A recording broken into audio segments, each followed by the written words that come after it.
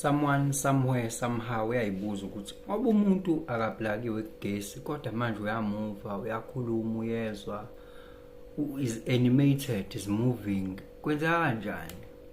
Yeah, that is just a very genius and intriguing question. Yeah, we are not crazy. Umuntu ke unento ebizwa ngoprana okuyi-bioelectricity and animating force ekuyena emenza ukuthi abe animated kanje, of which uma yamshiya leyo animating force, that's bioelectricity, uvela cishise nje okwayi-appliance nje nya yabo.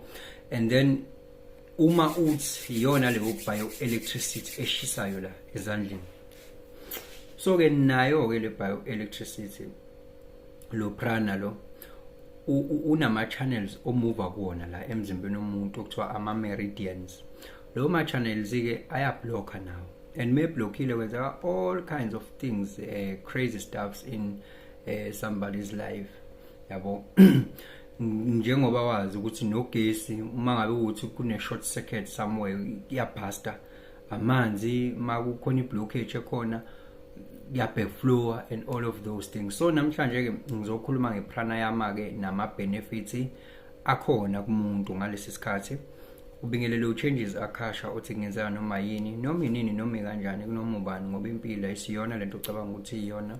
Possibilities are infinite in the universe. Your own consciousness is your own limitation. Kukude lapho sisuka khona futhi kukude lapho siya khona. Beka phansi umoya ungatatazeli, uyabona. Okay, asiqale lana.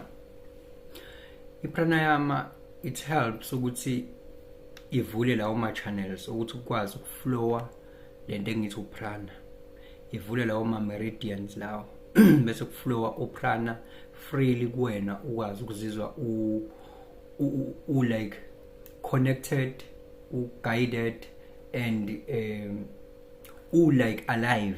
You are more alive if you are connected to this, and the prana is flowing freely when even in the skin sakho siba nakho ukuthokoza sishintshe nje because of you wenza ipranayama ke it's a breathing techniques, ngoba igama lisho nje prana means a life force or breathing, and then yama is techniques yabo pranayama. There are different types of in pranayama, focusing on different aspects of umuntu. Okwesibili ke ngaphezulu ukuthi kuvula ama channels lawo, okwesibili ukuthi ku balance your left and right brain hemisphere. Okwesibili